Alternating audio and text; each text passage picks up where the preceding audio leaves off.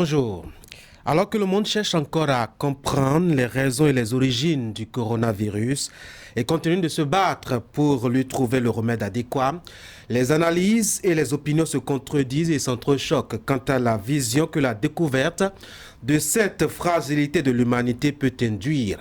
Il y en a qui sont péremptoires. Il y a à la porte un nouvel ordre qui s'annonce, sinon une nouvelle ère dont devraient surtout profiter les pays africains. Dr Emmanuel Sédégan est de ces esprits-là. Il est géopolitologue, il est économiste, il est théologien, il est objecteur de conscience aussi. C'est à lui que Zone Franche donne la parole ce matin pour ses analyses. Dr Sédégan, bonjour. Bonjour. Bonne arrivée à Canal 3 Bénin. Merci bien. Comme il est de coutume, j'anime cette émission avec André Dossa. André Dossa, bonjour. Bonjour Tanguy, bonjour Dr Sédégan. Bonjour. Merci d'être passé sur le canal, partager avec nos téléspectateurs votre point de vue, votre analyse, votre lecture de cette actualité brûlante. Il me plaît d'entrer, de vous demander, on observe, Dr Sédégan, que l'Afrique est le continent le moins touché. L'Afrique subsaharienne, malgré tout ce qui a été annoncé, toutes les prédictions, les unes plus macabres que les autres, mais nous faisons l'objet d'une certaine déception. Comment expliquez-vous que l'Afrique soit épargnée par cette pandémie? Merci Tanguy, merci Dossa, merci le propriétaire de cette initiative, de cette télévision, soyez bénis. Et vous m'avez reçu ici pour les 100 jours de talent, le dimanche 10 juillet 2016. Et je crois que si vous avez suivi tout ce que j'ai dit, il faut repasser encore ça en vue, où j'ai anticipé sur beaucoup de choses. Je voudrais donc vous dire merci de me recevoir après 4 ans sur votre télé. Et bonjour bonsoir aux téléspectateurs, selon où vous serez sur la planète. Alors, votre question, c'est de savoir... Comment vous expliquez par exemple le fait que l'Afrique n'ait pas été touchée? Oui. Vous savez, je vais parler sur le plan scientifique. D'abord, vous savez que pourquoi les autres ont été touchés, frappés si dur?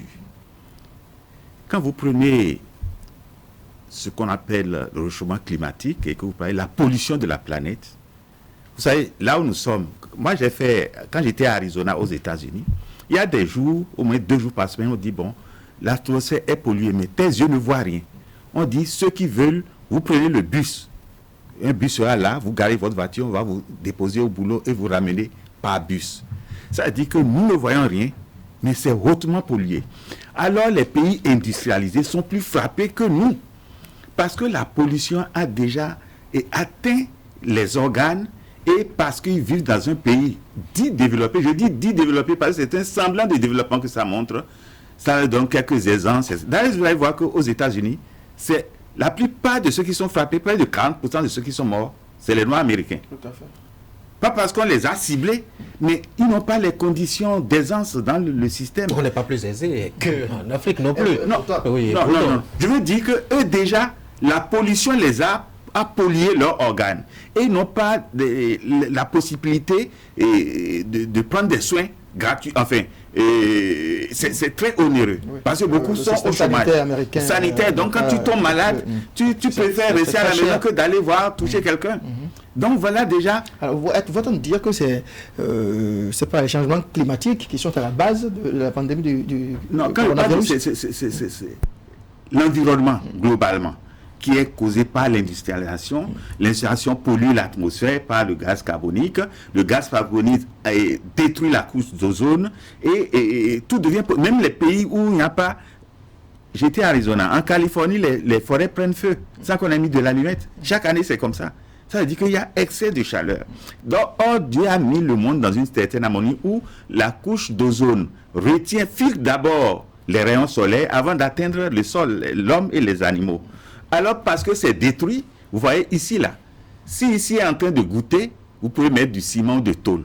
Mais si la couche d'ozone est détruite, combien de tonnes de ciment ou de tôle vous allez mettre pour étendre? Ça devient impossible. Nous vivons une crise des moindres, malgré que c'est la cause des normes. Le jour où nous allons brûler toute la couche d'ozone, le monde entier sera Attends, ouvert. Je crois qu'on va peut-être essayer encore de recentrer un peu votre analyse. C'est-à-dire quoi? Vous dites que la pollution en est pour beaucoup. Oui, le système sanitaire est extrêmement onéreux. Les États-Unis ne permettent pas aux Noirs, population noire, de se soigner convenablement. Ouais. Alors, si on doit tenir compte du facteur pollution, il y a des pays nettement plus pollués que l'Espagne, que l'Italie, mais qui ne sont pas aussi frappés. La Chine, en l'occurrence, a rapidement maîtrisé la pandémie. Et aujourd'hui, on peut considérer que la Chine s'en sort plutôt bien, puisque Wuhan, l'épicentre, même a déconfiné. Pourquoi pensez-vous alors que c'est la pollution, le facteur Et André Doussa, avant de venir sur ces chaînes, j'ai suivi l'information, les dernières nouvelles avant de venir. La Chine est en train d'être remise en cause par la statistique que la Chine même a donnée. Augmenter un peu, enfin, en ajoutant 1 millier de morts. 1 millier, mais qui sait si ce n'est pas multiplié par 10 ou 20. Donc là, c'est opaque. Les pays comme, enfin, dits démocratiques, hein, comme la France, etc., c'est ouvert. Je vous rappelle quelque chose pour dire que le climat est pour quelque chose. En 2003, en France tout seul, par la canicule, c'est-à-dire l'excès de chaleur, il y a eu 15 000 morts. En Europe, il y a eu 45 000 morts. Et il n'y a pas eu trop de tollé. Vous voyez, parce que là, ce n'est pas contagieux, ce n'est pas en cascade. Ceci est en cascade et ça contamine rapidement. Et ça les vieux, c'est beaucoup plus les vieillards qui étaient morts en France. Actuellement, la statistique de l'enfant n'atteint pas encore 20 000. Vous voyez? Donc ça veut dire que c'est proportionnel un peu même. Ça veut dire ce qui s'est passé en 2003, la canicule, ne dépasse pas trop. Enfin, et en deçà, mais c'est presque similaire. Mais ça a de tollé maintenant parce que c'est en cascade que cela se fait. Donc les pays qui ont voilé leurs statistiques, et vous vous souvenez, quand la crise a commencé, et le président américain Trump a dit que le virus est chinois. C'est un virus chinois. Et le président du Brésil a dit que le virus est communiste. Et la Chine a dit non, que c'est les militaires américains qui sont venus foutre ça là-bas. Au moment où je vous parle, il devait y avoir une commission internationale pour clarifier ça vient d'où, qu'est-ce qui s'est passé.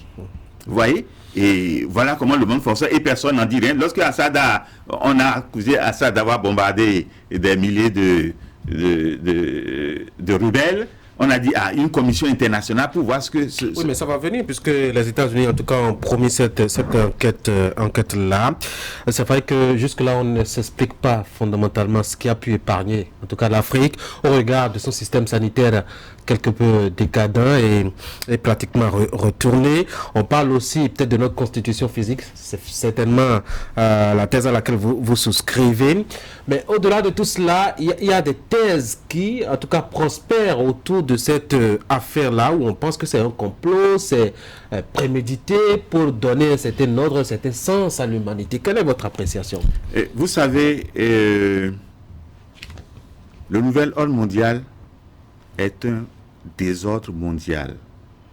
Et là où je veux vous prendre à témoin, les dernières déclarations du prix Nobel du prix Nobel Luc Montagnier nous clarifie sur certaines choses. Je ne dis pas qu'il a raison, parce qu'il a mis ça aussi au conditionnel. C'est pourquoi il faut une commission d'enquête. Tous les pays méchants, quand je dis les pays méchants, qui ont la bombe nucléaire et qui ont le droit de veto, ont aussi des armes chimiques et bactériologiques en préparation. Enfin, tous ces pays ont, c'est-à-dire cultivent des virus pour faire du mal en cas de qu'est-ce qu'il y a. C'est comme si on dit sur un ring, vous ne pouvez pas vous attraper, vous ne pouvez pas mordre les oreilles de l'autre. Mais il y a eu des temps où les gens mordent les oreilles des autres. C'est ça, c'est-à-dire que les gens se préparent à la dernière phase militaire. Oh, nous sommes en guerre. Eux, mais ils ont dit, les États-Unis, nous sommes en guerre. Et Macron a dit, nous sommes en guerre. Ils ont mis des bateaux de guerre, des avions de guerre en marche. Pour combattre un virus. Pour un virus invisible. Vous voyez, donc nous sommes en guerre. C'est la 3e guerre mondiale. Est-ce que ce n'est pas de la métaphore juste pour montrer un peu le contexte assez difficile, compliqué, juste pour faire face et avoir l'adhésion justement populaire qu'il faut pour prendre un certain nombre de mesures, comme le confinement qui quand même a des conséquences drastiques. Avant cette crise, ce qui faisait peur au monde entier, c'est le terrorisme. C'est le terrorisme qui était le mot le plus puissant pour faire peur aux gens. Mais je n'ai pas vérifié les statistiques, mais il paraît que par an, les terroristes ne tuent pas plus de 3 000 personnes. En tout cas, pas 5 000 personnes par an. Mais pourtant, ça fait plus de bruit qu'actuellement. Mais ce virus, et non seulement ça a créé le plus haut taux de chômage, le PIB, la richesse qui a décru de façon... Nous ne sommes plus dans... Oui, mais justement, ces conséquences sont liées à la psychose créée par le coronavirus. Est-ce qu'on n'a pas exagéré un peu cette pub gratuite Je suis d'accord avec toi de ça. Au coronavirus en France, ou en tout cas dans les pays européens? La saine grippe tue déjà les gens à peu près dans les statistiques, la proportion qu'on observe aujourd'hui, et que le coronavirus soit également en train de réaliser les mêmes statistiques, que l'on s'inquiète, que l'on s'alarme, et que est-ce que quelque part, et dans quel intérêt fait-on cette publicité justement au coronavirus? Voici l'intérêt qui est caché. Je n'avais parlé une fois sur votre chaîne. Nous parlons bien d'un nouvel ordre mondial qui a 5 piliers. C'est-à-dire, il y a des gens cachés quelque part qui font les présidents et les défont. Même tous ceux qui sont en Afrique et même en Europe, on peut les défaire à tout moment. Mais c'est des banquiers qui ont pris le contrôle du monde et ils tendent vers 5 piliers. C'est-à-dire, et tous les moyens sont bons. Le 5 pilier du nouvel ordre mondial, c'est quoi? Il s'agit de former un seul gouvernement mondial. Je ne dis pas un gouvernement mondial. Un seul gouvernement mondial. Mais quand tu as un gouvernement mondial, il faut des ministres mondiaux, il faut des démembrements. Et bon, nos chefs d'État africains, eux, ce sont des sous-préfets ou préfets selon leur grade dans ce nouvel ordre. Et on les appelle nos homologues. Et ils sont contents, ils pensent qu'ils sont les homologues des autres. On les place de cette manière. Oui, tout à fait. Donc, le premier pilier, c'est former un gouvernement mondial. Je ne sais pas si vous avez suivi le discours de Sarkozy sur le nouvel ordre mondial. J'en ai parlé dans ce livre, Le nouvel ordre mondial et la marche du monde vers le chaos et le chaos final.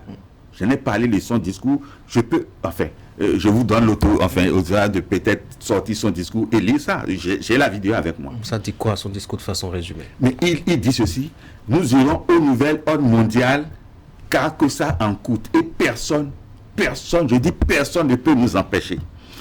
J'ajoute à ça, je reviens sur les 5 piliers. Le discours de Houphouët en 1958, il n'était pas encore indépendant, il était ministre en France. Sur l'Azawad, il dit que les richesses de l'Azawad appartiennent à la région du Mali et ses pays riverains et à la France. C'est à eux d'en disposer. Sarkozy a dit que les richesses du monde entier, les richesses appartiennent au monde entier. Vous savez que la France n'a même pas un demi-verre de pétrole, mais elle est super puissante. Sur la base elle a une bombe nucléaire sur la base de l'uranium de qui? C'est ça aussi la vérité.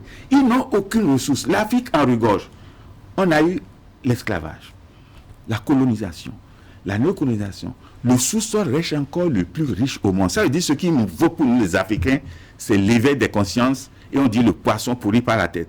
Nos chefs d'État, nos dirigeants et nos institutions. Le premier élément, c'est donc... L'Union africaine, doit jouer leur rôle. Regardez l'Union africaine. Qu'est-ce que tu peux dire? C'est la Chine qui a construit le siège à Addis Abeba. Et l'Union européenne finance à 96% le budget de fonctionnement de l'Union africaine. Comment tu peux être souverain? Nous sommes vendus avant d'être nés. Nous ne le sommes peut-être pas, mais il y a que ce constat-là que nous ne sommes pas frappés dans la même proportion que les autres. À votre avis, pourquoi des puissances telles que les États-Unis, l'Union européenne, souffrent autant alors qu'ils disposent des meilleurs systèmes sanitaires possibles? Quel message, selon vous, cette situation Non, ce que je veux dire, et là, le virus a voyagé de quelque part. D'habitude, c'est chez nous que ça voyage pour aller chez eux. Le sida qu'ils ont eux-mêmes intenté, expérimenté, et Ebola qu'ils ont expérimenté, ça vient de chez nous, on bloque les frontières, les gens meurent dans la mer, et en Libye, on les tue. Ça, là, c'est créé, c'est venu chez nous. Mais ce qui a été manipulé ou mal manipulé, et l'arroseur a été arrosé, ça vient de chez eux, ça a voyagé d'abord. Vous voyez, nous, on n'est pas un continent qu'on visite si facilement. La France, c'est un pays touristique. Et les États-Unis, c'est un pays touristique.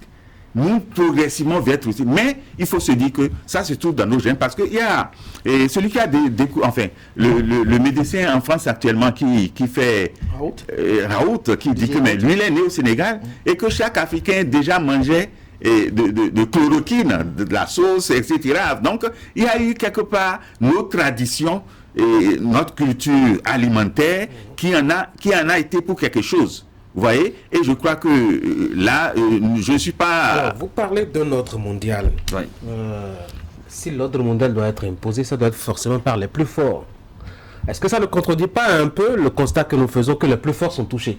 Mais si les plus forts doivent imposer l'ordre mondial et qu'ils sont déjà fragilisés, oui, ils doivent en suivre les complices. Lorsque vous fabriquez des virus comme bombes bactériologiques en cas de Kessia et qu'une manipulation où il y a une mutation de gène qui vous a échappé alors que vous n'avez pas planifié de l'utiliser, il est normal que l'arroseur soit arrosé. Que ça commence de chez eux au lieu de chez nous. Je parlais tout à l'heure des 5 piliers. J'ai parlé du premier pilier qui est, il s'agit d'établir un seul gouvernement mondial. Le deuxième, c'est quoi? Une seule armée mondiale. Parce que là, il y a un gouvernement, il faut une armée pour... Regardez le rôle de l'armée dans cette histoire. Bientôt, on va vous imposer certaines lois. Et vous ne pouvez pas sortir. Vous êtes ici, on dit plus personne ne sort, sauf si vous prenez tel vaccin. Si vous prenez vous acceptez telle condition. Parce que c'est pas les thèses alarmistes. Non, c'est pas... Mais non, je veux faire voir juste la situation actuelle. Un test a été fait. Ou bien, le gouvernement utilise cette situation, même si ce n'est pas planifié, pour tester certaines choses. Qui est la peur? La plus grande bombe dans cette affaire, c'est la peur, la panique. Et bientôt, la souveraineté des États s'enlève petit à petit. Les gouvernements ont perdu leur pouvoir. Les religions ont perdu leur pouvoir. Parce que dès que ça a commencé en France, à Mulhouse, où les religieux s'étaient réunis, ils ont dit, mais regardez, même les chrétiens, leur Dieu là, ne leur répond plus. Ils sont atteints. Les églises sont fermées, et le Vatican est fermé, et les mosquées sont fermées. Donc ça permet au nouvel ordre mondial, enfin, les acteurs cachés du nouvel ordre mondial, regardez, même la religion ne peut pas vous sauver. Nous sommes les seuls à vous sauver. Donc ça est de former un gouvernement mondial, une seule armée mondiale, une seule économie mondiale, une seule monnaie mondiale et une seule religion mondiale. Maintenant, quelle est leur philosophie, leur but et leur méthode? Leur philosophie, c'est quoi? C'est la fin qui justifie les moyens. Ça dit, si c'est Tanguy qui veut être le président, on veut imposer au Bénin en 2021 comme président de la République, on ne veut pas savoir combien de gens vont mourir. C'est lui qu'on veut. Il faut atteindre l'objectif. C'est ça qui veut dire, c'est la fin que je disais maintenant. Maintenant, leur but, il s'agit de contrôler les richesses du monde, mettre le monde sous contrôle et toutes les richesses du monde seront sous leur contrôle. Est-ce que ça ne va pas faire...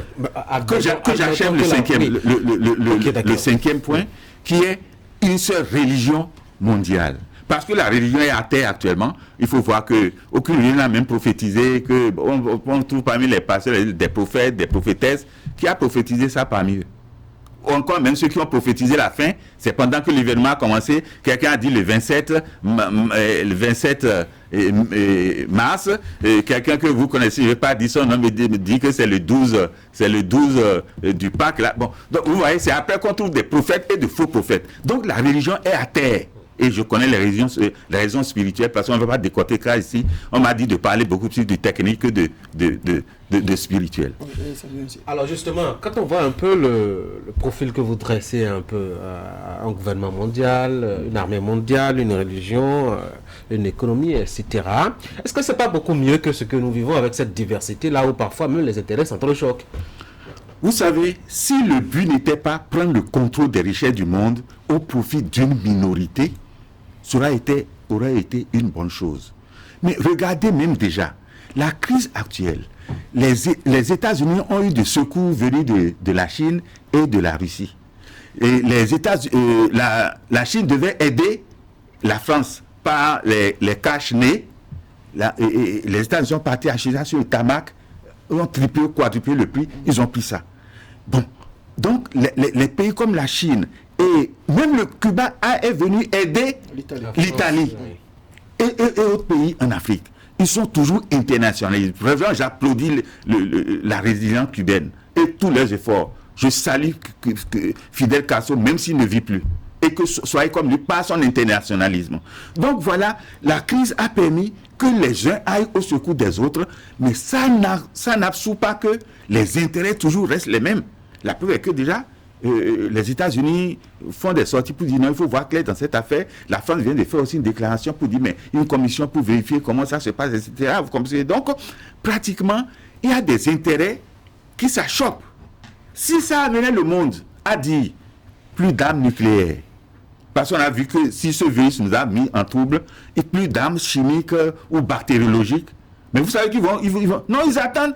Chacun considère de faire le perfectionnement du mal. Alors, vous semblez dénoncer un complot, mais qui peut en être l'auteur? C'est qui les comploteurs si les puissances souffrent aujourd'hui, beaucoup plus en tout cas que les plus faibles, nous, ici notamment? Qui peut être le comploteur? Dossa et tous ceux qui me suivent, Tanguy, mes étudiants savent et peuvent vous le dire, que le 11 septembre n'est pas fait par Ben Laden. Je peux vous copier la vidéo, vous faites votre propre opinion. Quand vous allez savoir seulement ça, j'ai ça ici. La vidéo, vous savez, il y a non, ce n'est pas vidéo. Ça, c'est un film documentaire fait par un Américain. C'est un film. Il y en a eu des centaines. Fait par un Américain. Et vous-même, vous allez voir comment le 11 septembre s'est passé. Quand vous aurez les peurs que les gens peuvent s'auto-flageller. Pour quel but? On trouve une raison pour aller occuper les pétroles de tel pays, de tel autre, et aussi se positionner militairement face. Pourquoi on dit Ben Laden? On dit Ben Laden se trouve où? En Afghanistan. En Afghanistan, il n'y a pas de pétrole, il n'y a pas d'or, il n'y a pas d'argent. Ce n'est que des montagnes. Mais pourquoi ils sont partis là-bas? C'est parce qu'il faut positionner l'armée américaine en face des pays qui ont la bombe. La Russie, l'Inde, le Pakistan. Ce n'est pas l'Amérique seule qui est allée en Afghanistan. Non, ce que je vous dis, c'est que ça leur permet. Regardez, je pense que c'est 62, il a parlé d'avoir une crise des missiles. La Russie est venue placer, l'URSS est venue placer les missiles à Cuba. Et le président en exercice a 48 heures pour démanteler ça. Ça veut dire que personne n'aime que la bombe soit à sa frontière. Mais puisqu'on dit qu'on est en train de chercher Ben Laden, on ne peut pas empêcher les gens d'amener une armée en Afghanistan pour faire face à la Chine, la Russie, qui sont les pays puissamment armés. Donc, il y a des stratégies qui sont mises en œuvre pour atteindre notre objectif. Et tout le reste, vous voyez, les gens seront arrosés, mais eux-mêmes, ils se protègent plus que ceux que je dis qui sont morts là. Ils sont plus protégés. Le complot viserait qui, si on estime qu'il y a un complot? Quand on sait que peut-être c'est a priori l'Afrique qui pourrait être visée, mais l'Afrique n'est pas touchée. L'Afrique ne souffre, en tout cas ne souffre pas autant que les gens que vous semblez mettre dans la position le comploteur. Finalement, c'est qui? Non, vous savez, je dis que des gens ont fabriqué, et vous le savez tant que les gens ont des lieux où ils fabriquent des armes bactériologiques. C'est pas un secret. Ils cultivent des virus. Ouais, tout à fait. Mais si par manipulation, le virus s'échappe et que vous n'avez pas su, mais ça c'est le cas que vous avez planifié. On peut rentrer dans une crise sans l'avoir préparé. Vous voyez? Mais l'humanité va demander une question à la Chine et aux États-Unis. On dit que le virus est chinois, communiste. Les Chinois disent non, que c'est des militaires américains qui sont venus placer ça là. On nous doit une demande d'explication. L'ONU, si elle en est encore indépendante, elle ne l'est pas, devait faire cette recherche pour voir comment cette crise a commencé. Et maintenant, il faut trouver une réponse. Vous voyez, les gens s'en fichent de... Quand on dit aux États-Unis, plus de Noirs meurent que les autres. C'est symptomatique. Or, il y avait déjà eu tout ce qu'ils ont souffert, nos frères qui sont là-bas, ce qu'ils ont souffert pour être là aujourd'hui. Les Noirs américains, souvent, c'est dans leur rang qu'il y a le plus de taux d'obésité. Il y a beaucoup de maladies, notamment le diabète, et beaucoup d'autres choses. Donc, c'est normal peut-être qu'ils soient... Non, je ne dis pas que... Mais sciemment, ça fait voir que le système américain n'a pas protégé, ne protège pas suffisamment les plus faibles, comme les Noirs américains. Vous voyez, donc les Noirs américains. Ça fait révéler les faiblesses des systèmes en cours. Vous voyez, donc, et le chômage aussi, vous voyez, le chômage, plus de 10 000 chômeurs en quelques semaines. C'est jamais arrivé dans l'histoire. Et le PIB a décru drastiquement. Bientôt, nous sommes dans une crise, mais... Justement, quand vous parlez de PIB, ça nous fait ouvrir la page économie, avec les conséquences que cela entraîne. Vous avez commencé déjà par évoquer un peu les impacts que cela a eu. Est-ce qu'il faut s'attendre Je dois dire un changement du cours de l'économie tel qu'on le connaît jusque-là. Et ce n'est pas moi qui le dis, c'est Bruno Le Maire. Je l'ai suivi quand il a été interviewé par français de l'économie des finances. Et il a dit clairement que, là on l'a posé les questions, la France est en train de prendre des mesures. Autant sur le plan, il faut recapitaliser les entreprises, ce qui est contraire au capitalisme. Il faut nationaliser quelques entreprises. Il dit que c'est pour autant qu'avant c'est nationalisation. Ça, je tiens à ça parce que l'Afrique doit tirer leçon de ce qui se passe. On en viendra tout à l'heure pour d'autres stratégies. Oui. Donc, vous voyez, et on l'a dit, mais donc il n'y a plus de gauche. Il dit non, il n'y a plus de gauche et de droite. C'est comme si les anciennes théories sont tombées. Il n'y a plus de. C'est la mort du capitalisme, à votre avis? En fait, ça ressemble à sa mort, mais le capitalisme va se redorer autrement. C'est-à-dire, ça ne sera plus le capitalisme comme avant. Et c'est ça que l'Afrique doit étudier pour voir que les théories qu'on nous a servies dans le passé n'ont servi qu'à un temps. La Russie, je veux dire, la Chine, s'en est sortie rapidement, mais ça revient encore. Avant de sortir, j'ai vu qu'ils ont fermé leurs frontières avec la Russie. Là, ils ont dit, il y a qu'à ça encore qui sont venus dans le pays, là, dans une autre ville frontalière à la Russie. Ils sont en train. Ça dit que le virus n'est pas sous contrôle. Ça dit ça a échappé. Ça dit c'est comme ton chien est devenu, ton propre chien est enragé et ça ne connaît plus le propriétaire. C'est ça ce qui arrive. Parce que quelque part aussi, ce n'est pas l'ordre normal des choses. Tout ce qui naît, grandit, se développe, atteint un apogée et puis s'écroule. Alors on a vu aussi d'autres systèmes économiques qui quand même ont fait leur pro par le passé avant de s'écrouler. Si le capitalisme s'écroule aujourd'hui, c'est l'ordre normal de tout ce qui vit, non? Vous savez, il y aura un système hybride. Ni capitaliste, ni communiste. Ça va se présenter comment? Ça va se présenter comment? C'est-à-dire le pragmatisme. Je peux l'appeler le pragmatisme. Quand je dis que désormais, le ministre des Finances français dit qu'il n'y a plus de gauche ni de droite, que même ils vont dire que l'Union européenne va exploser. Vous voyez que ça va exploser. Regardez l'Union européenne aujourd'hui. Il y a des critères de convergence. C'est-à-dire pour qu'on se mette, pour qu'on t'accepte dans ce cadre de l'Union européenne, il y a des critères. Que ce soit budget, limite de budget, limite de dette par rapport à ton PIB, tout ça, ça a explosé. Au point où les gens sont en train de couper maintenant des monnaies, leur propre argent, et même chacun est devenu sectaire. Ce n'est plus des décisions collectives qui se prennent. On dit, moi je fais ma frontière, tu ne viens plus. Or, les décisions devaient être prises à l'unanimité, vous voyez, par consensus. Donc, avec cette crise, ça a fait voir les faiblesses des systèmes et ça a fait même voir le communisme, le système communiste qui est encore plus un critère qui a fait sortir rapidement de la crise. Pourquoi est-ce qu'on est en train de rivaliser aussi en Chine? Personne ne saura jamais combien de gens sont morts en Chine. Personne ne saura jamais si on a sélectionné les cas les plus graves. Je n'accuse pas, je dis, les cas les plus graves, on les a brûlés. Pour que ça ne... Mais on ne peut pas faire ça en France. On ne peut pas faire ça aux États-Unis. Personne ne sait. Les Africains aujourd'hui en Chine se plaignent. Nos compatriotes se plaignent. C'est donc les dégâts, on dit qu'ils sont à la base. Rien ne prouve non plus que les autres pays qui sont touchés, au même titre que la Chine, donne vraiment les statistiques, les vraies. Rien ne le prouve. Là, je suis d'accord avec vous. Mais au moins la contradiction, la liberté de presse et les réseaux sociaux, qui ne sont pas à la solde, font voir, au moins ça fait voir les comptes. Mais les réseaux sociaux ne sont pas au rendez-vous en Chine et en Russie. Vous voyez ce que je dis, c'est ça. Alors, paradoxalement, pendant qu'ailleurs, en tout cas, on sort la grosse artillerie pour faire face à cette pandémie-là, ce qui implique d'ailleurs que l'économie en prend un coup. L'Afrique, qui n'a pas subi outre mesure cette pandémie, crie en même temps aussi à la famine et au danger. Comment est-ce que vous comprenez ce paradoxe? Vous savez, on nous a prédit le chaos en Afrique, malgré qu'on ne soit pas si touché que ça. Mais je sais qu'il faut être préventif. Parce que ce n'est pas les voyages. Regardez ce qui s'est arrivé au Bénin.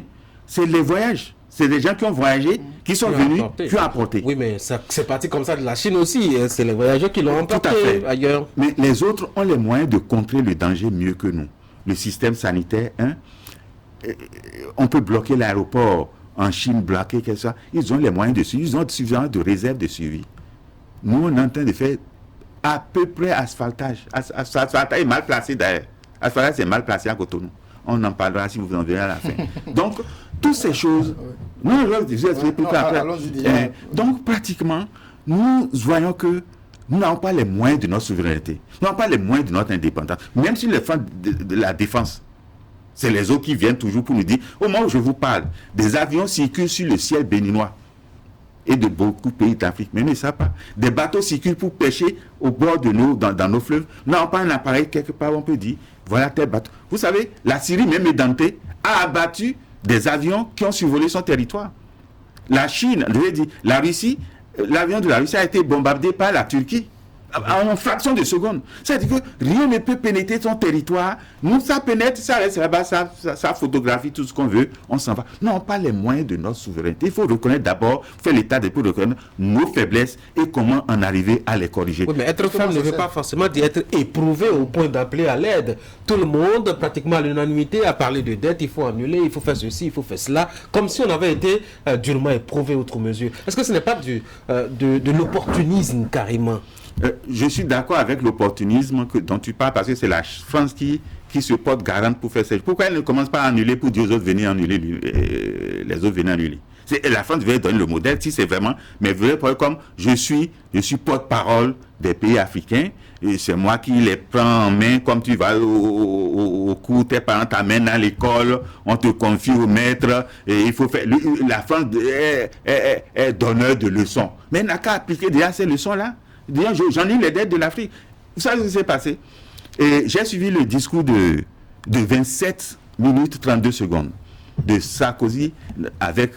non, pas Sarkozy. Emmanuel Macron. Macron avec Boisbouvier, votre collègue Boisbouvier, hier. Mais Sarkozy... Macron est le chantre de ce il sait ce qu'il faut faire. Il appelle les G8, les G ceci, et il interpelle aussi la Russie, j'ai téléphoné ça.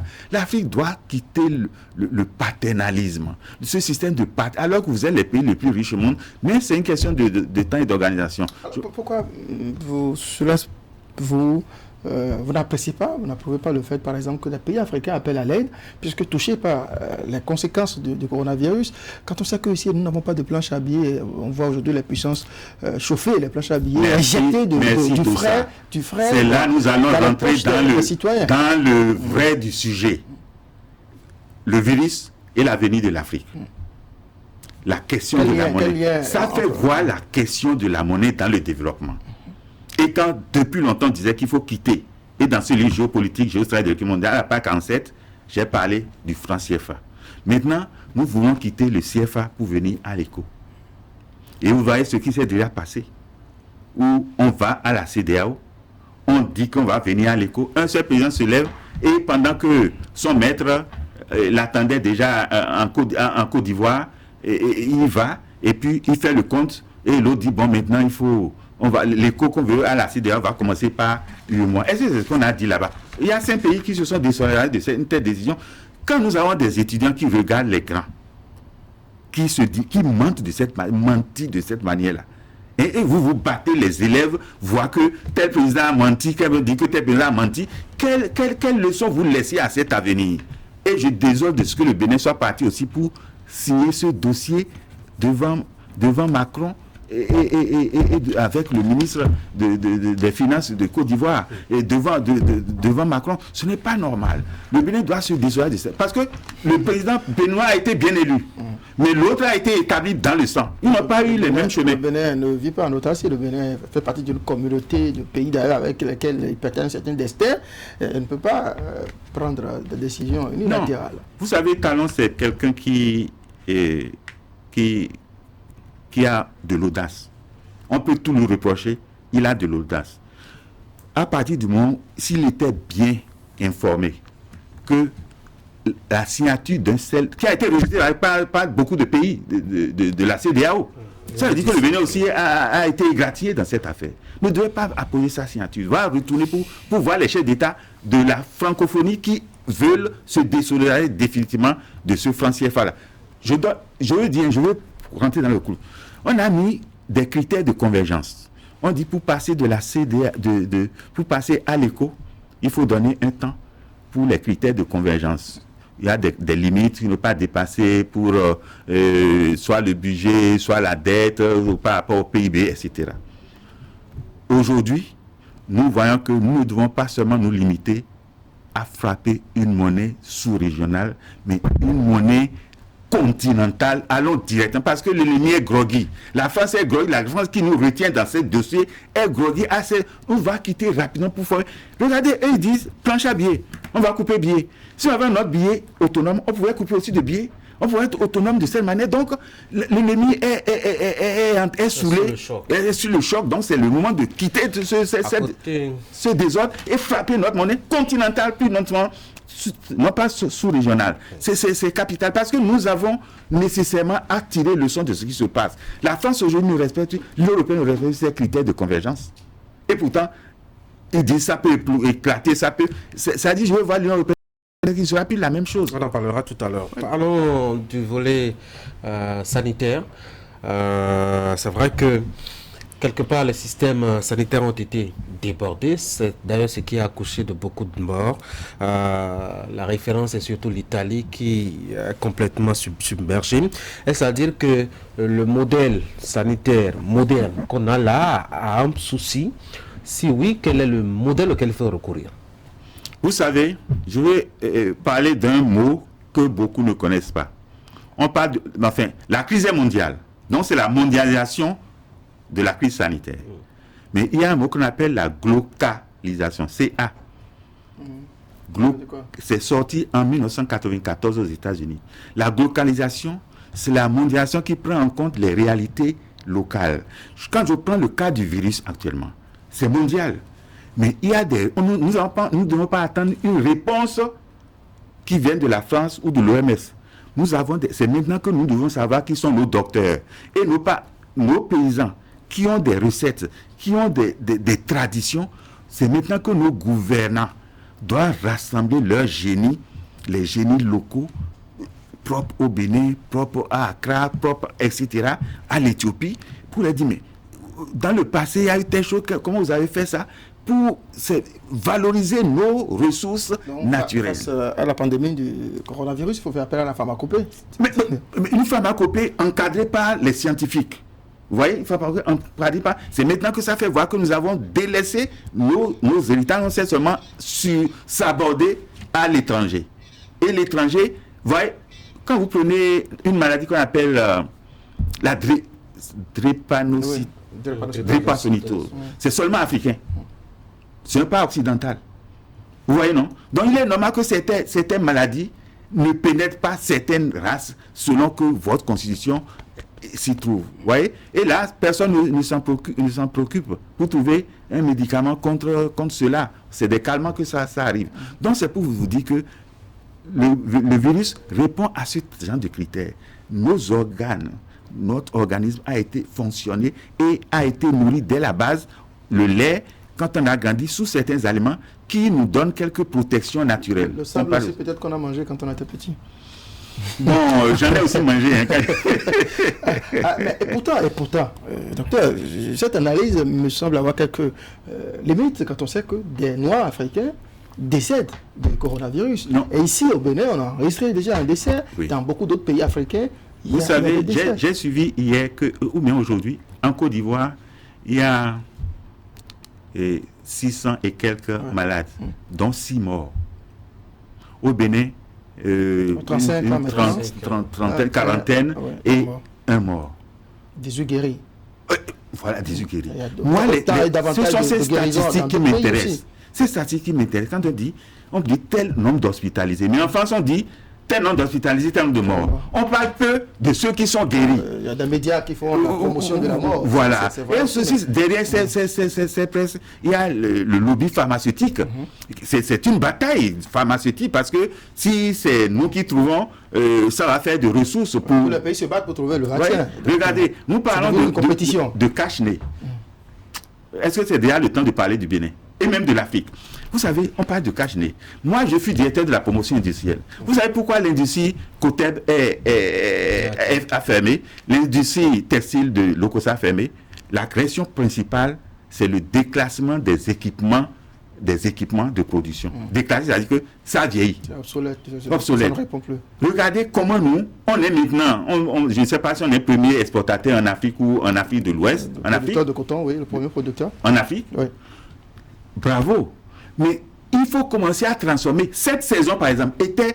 Vous voyez, des industries ont transformé, ont réajusté leur équipement pour fabriquer. On a déjà commencé à fabriquer, rénover Coteb, rénover les choses là. Et ceux qui sont partis, on les ramène, on les reforme, et puis commencer à faire les cache-nez. Nos couturiers ont tellement ajusté. Oui, mais l'État a plus de moyens que c'est.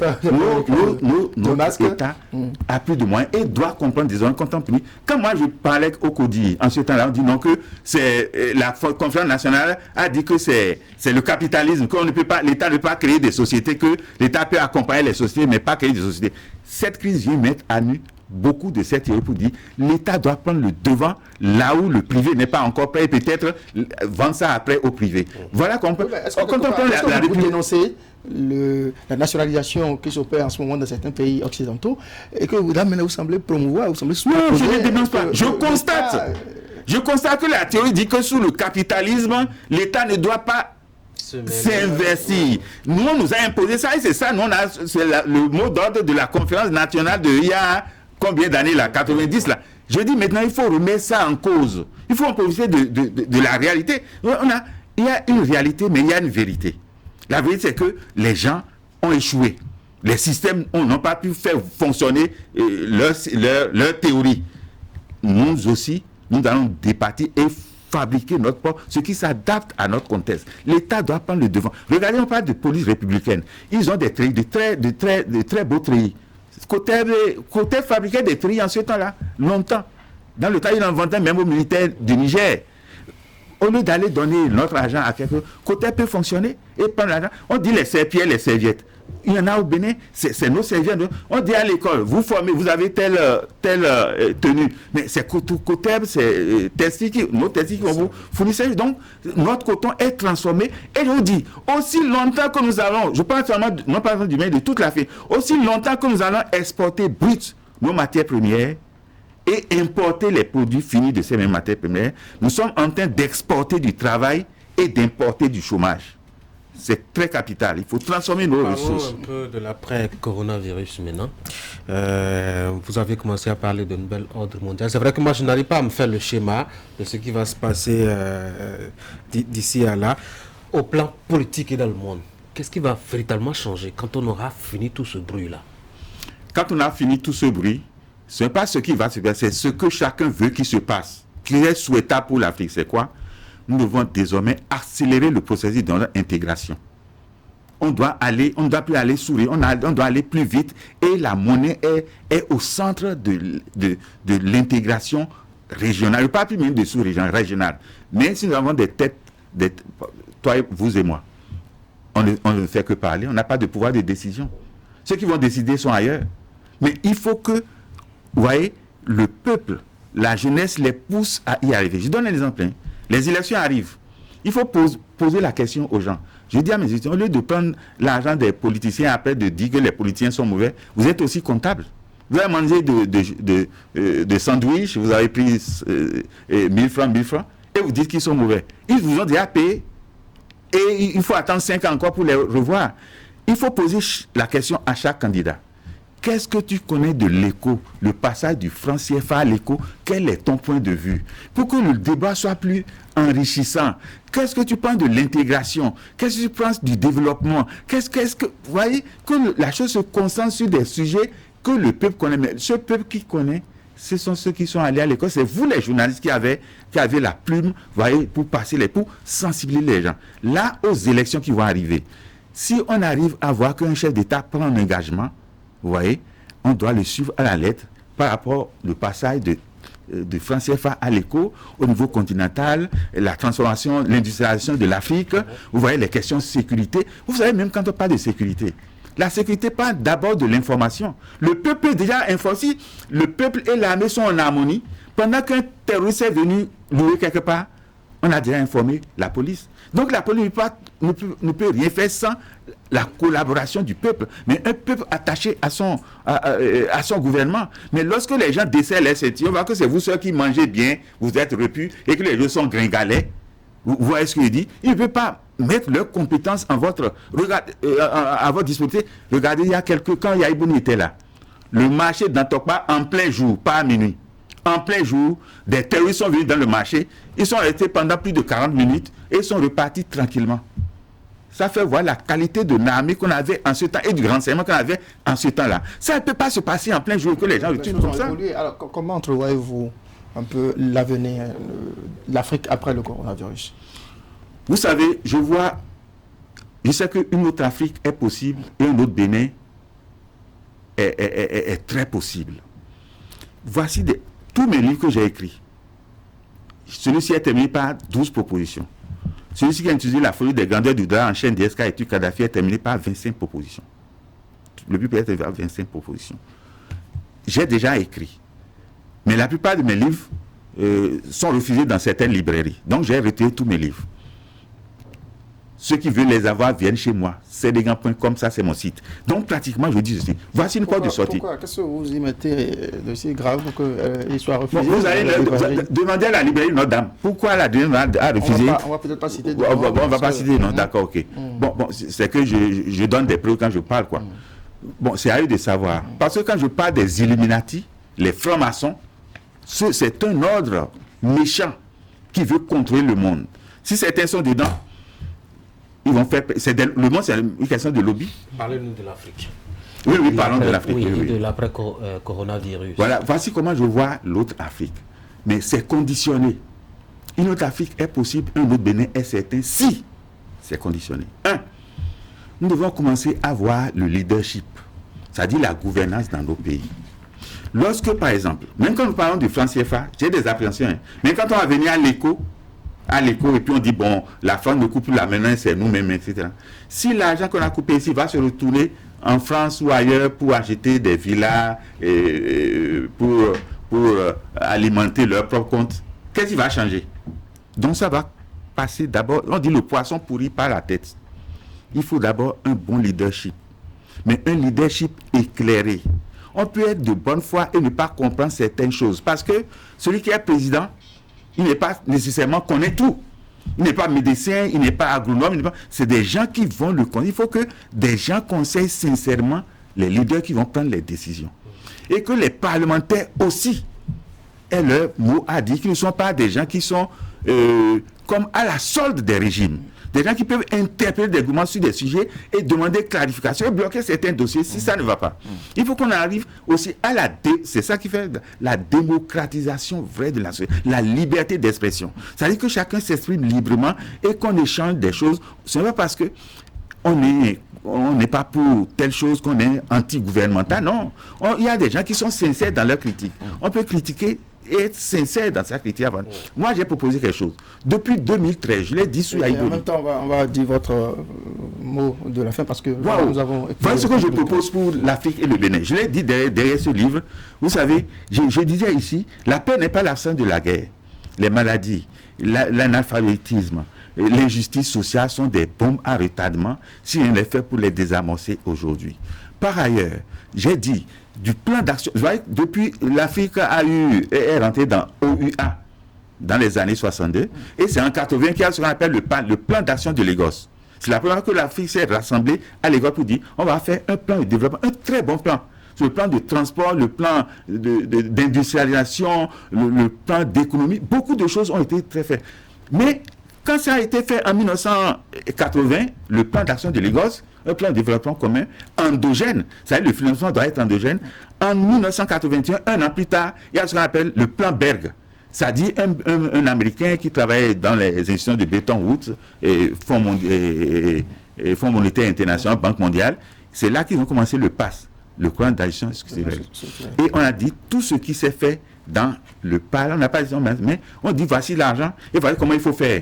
Donc nous développons sur la base du programme des autres qui ne connaissent pas nos réalités. On a parlé de là, on est passé à NEPAD. Mais pas l'Assemblée, on n'a pas associé la société civile, on n'a pas 5 chefs d'État sont réunis, on pensait à la face du peuple. Ce qui n'a pas été validé. Et ils ont encore, c'était un développement sur la base de la mendicité. Or, la mendicité est conditionnée. Les plans sont religion, il y a voilà. Il était Oméga, que chaque pays, nous avons l'Afrique, mais nous avons aussi les Afriques. Tout développer. Nous avons l'Afrique, nous avons aussi les réalités du Bénin ne sont pas les réalités du Tchad. Chaque pays doit former son projet de développement et un gouvernement qui arrive, il doit avoir il faut une conférence nationale souveraine pour le développement de chaque pays. Je l'ai dit. Conférence nationale et dans cette conférence, chacun dit ce qu'il faut pour le développement. Si tu n'es pas d'accord, tu peux plus revenir pour dire, bon, puisqu'on va dans le développement sur la division, on va dire par exemple, tel nord, le sud, le centre ont tel budget de fonctionnement pour les routes, pour les ponts, etc. Si telle région n'a pas voté pour toi, si tu viens, puisque la Constitution a déjà validé, tu ne peux plus dire telle personne n'a pas voté, telle n'a pas voté, je vais changer. On doit mettre en œuvre. Voilà, j'ai fait des propositions dans cette chose. Docteur Emmanuel Saliga, on a déjà vraiment plus le temps d'aller plus loin. Mais merci quand même d'être venu, merci d'être venu partager votre analyse de la situation, de la géopolitique du coronavirus avec les téléspectateurs. On espère vous retrouver très bientôt pour aborder d'autres aspects. Malheureusement, il est complètement parti. Je vous souhaite de passer un très bon dimanche. Chers amis téléspectateurs, merci Tanguy, merci à tous ceux qui nous ont suivis. Passez d'agréables moments devant Canal 3 Bénin. Au revoir.